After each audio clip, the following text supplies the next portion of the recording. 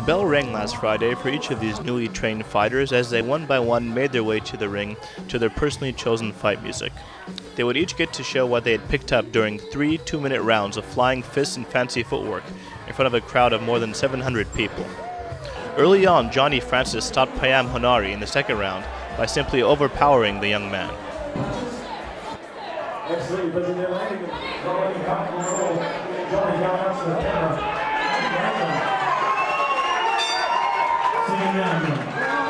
When I went back after the first, he said he keeps leaning to the side and he's open for uppercuts every time. Just bang the uppercuts, 1-2 uppercut. That's what I was working on the second round. Got him a few times with a good left uppercut and he quit. Gil Karamajit and Kevin Kleinschmidt gave the crowd a show with a closely fought contest. Despite being outreached and smaller than Kevin, Gil showed that solid technique and footwork could make up these disadvantages. Felt surreal, and now it just feels like a big relief. Opponent was a lot tougher than I thought he would be, and put up a really good fight. He was really good. But to be honest with you, I'm just glad it's over now and have my life back, whatever it was before anyway.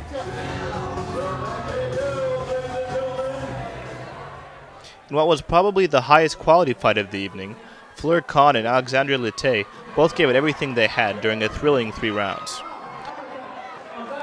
Fleur opened up a cut on Alexandra's nose, but Lete went the distance and let loose with several effective combos of her own.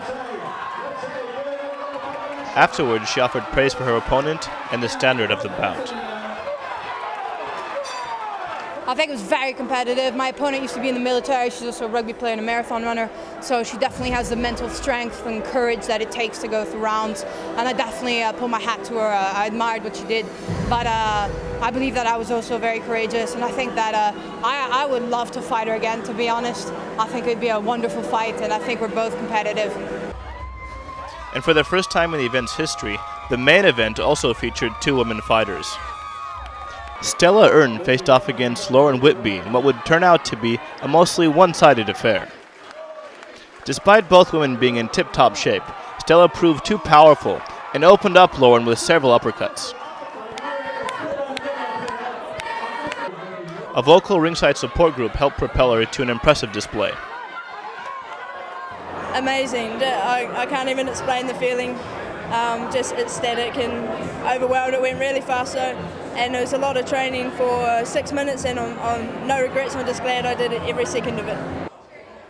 So after dozens of hours in the gym, the boxing was all over for these fighters, but the memories of the event, and perhaps a few bruises, will last for quite some time afterwards. Usama Taha, Inside the National.